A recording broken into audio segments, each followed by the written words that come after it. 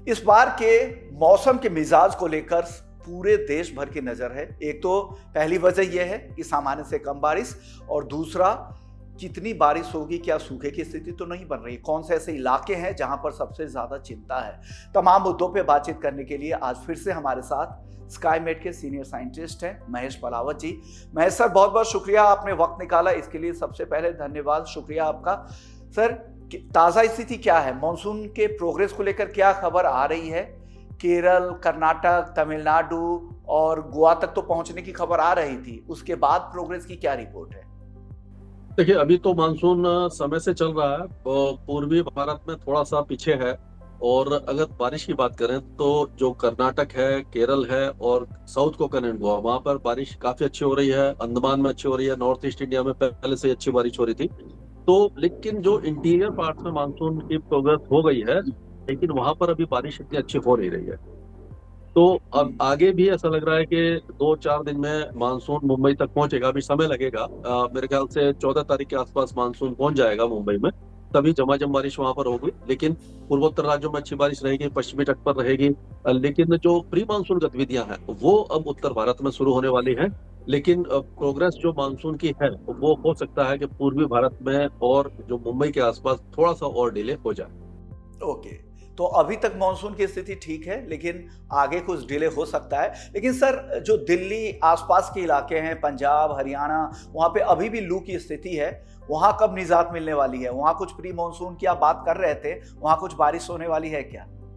या अभी क्या है कि ये एक वेस्टर्न डिस्टर्बेंस जो 11 तारीख को आएगा वो अपेक्षाकृत थोड़ा सा मजबूत होगा। और उसके प्रभाव से जो साइक्लोनिक सर्कुलेशन बनेगा पाकिस्तान के ऊपर ऑलरेडी बना हुआ है और ज्यादा स्ट्रांग हो जाएगा। और एक ट्रफ है जो गंगा के मैदानी क्षेत्रों से होते हुए यूपी बिहार तक जाएगी।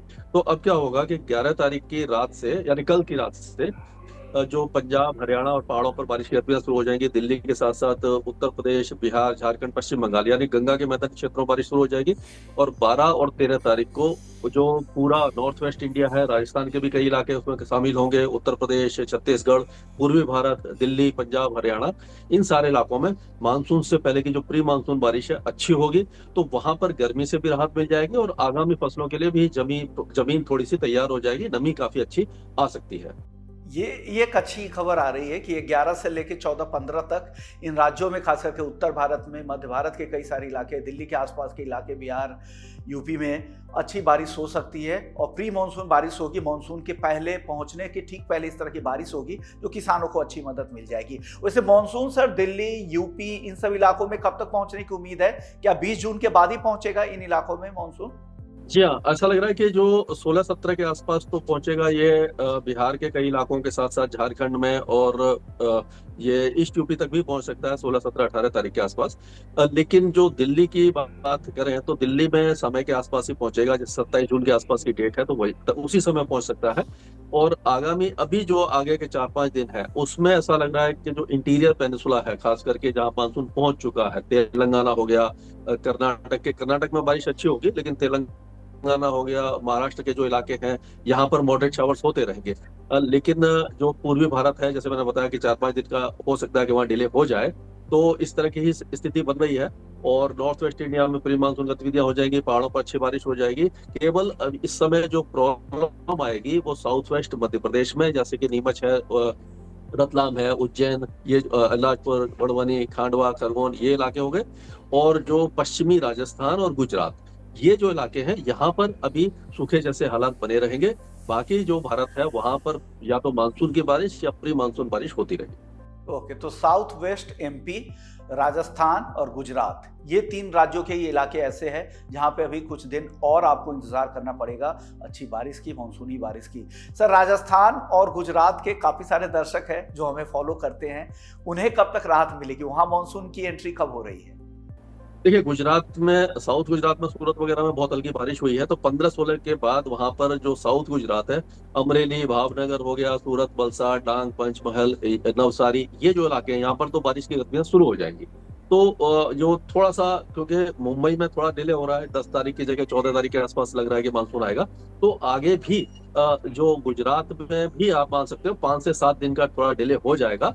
और राजस्थान में तो जो पश्चिमी राजस्थान में वो 8 जुलाई के आसपास ही पहुंचता है मानसून, लेकिन जो पूर्वी राजस्थान है उसको भी थोड़ा सा लंबा इंतजार करना पड़ सकता है। लेकिन जो प्री मानसून गतिविधियां हैं वो उत्तरी राजस्थान में, उत्तर पूर्वी राजस्थान और पूर्वी राजस्थान में दिखाई दे जाएगी। पश्चिमी राजस्थान में धूल भरी आंधी और सौराष्ट्र का कच्छ जो है, जैसे कि भुज, दलिया, द्वारिका, जामनगर, मोरबी, गांधीधाम, बनासकांठा, सबरकांठा, महिसाना, हिसार, पाटन, ये जो इलाके हैं इनको थोड़ा लंबा इंतजार करना पड़ेगा।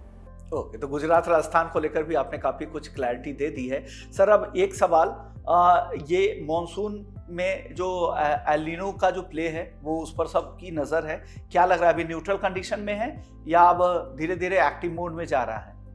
देखिए, एल नीनो जो है वो अभी तो मतलब धीरे धीरे बन रहा है, एक्टिव हो जाएगा और जुलाई में इसका असर दिखाई देगा, लेकिन जून में भी हमें अभी इस समय जो 24% की कमी दिखाई दे रही है जून की, अगर अभी तक की बात करें तो अभी शुरुआत ही हुई है, धीरे धीरे मानसून बढ़ेगा। तो जून में भी थोड़ी सी डेफिशिएंसी दिखाई दे रही है, लेकिन जुलाई में जाकर के जब ये एल नीनो परिपक्व हो जाएगा, स्ट्रॉन्ग होने लग जाएगा, तो थोड़ा सा जुलाई में दिक्कत आएगी। और जुलाई और अगस्त सबसे ज्यादा बारिश वाले महीने होते हैं, तो उन दोनों महीनों में थोड़ी सी प्रॉब्लम आ सकती है, लेकिन इतना ज्यादा पैनिक होने की जरूरत नहीं है, क्योंकि थोड़ा सा ड्राई स्पेल लंबे हो जाएंगे। लेकिन बारिश ऐसा नहीं है कि होगी नहीं, बारिश होती रहेगी। और जो मूसलाधार बारिश होती थी, क्लाउड बर्स्ट वगैरह है, उसके इंसिडेंट कम हो सकते हैं। और जो लॉन्ग मतलब कि 4-5 दिन लगातार अच्छी बारिश होती थी उसमें थोड़ा सा कमी आ सकती है, लेकिन बहुत ज्यादा डेफिशिएंसी हमें दिखाई नहीं दे रही है।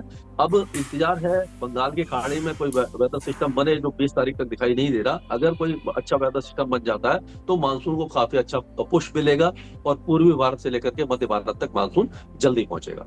ओके, उम्मीद करते हैं जल्दी पहुंच जाए। और आप कह भी रहे कि बहुत ज़्यादा चिंता करने की बात नहीं है, पूरे सीजन भी उतनी ज़्यादा दिक्कतें नहीं दिख रही है आपको। लग रहा है कि हो सकता है कि ड्राई स्पेल लंबा हो, लेकिन ओवरऑल बारिश अच्छी होगी। सर अभी आप लोगों ने पुराने अनुमान के साथ ही है जो आप लोगों ने जारी किया था कि उतनी बारिश की? जी हाँ, अभी 94% के आसपास ही है, प्लस माइनस 4% था वो। तो अभी ऐसा हमें बहुत ज्यादा पैनिक वाला बटन नहीं दबाने की जरूरत पड़ रही है।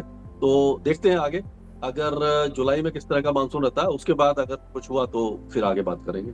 ओके, श्योर सर, बहुत बहुत शुक्रिया सर। अगले हफ्ते फिर से कोशिश करेंगे आपको जोड़ने की, और लोगों को इसी तरह से आप अपडेट लगातार मानसून सीजन में देते रहिए। Thank you so much sir, नमस्कार। चलिए, मानसून अपडेट को यहीं समाप्त करेंगे। बाकी खबरों के लिए आप बने रहिए बिजनेस 24 टीवी के साथ।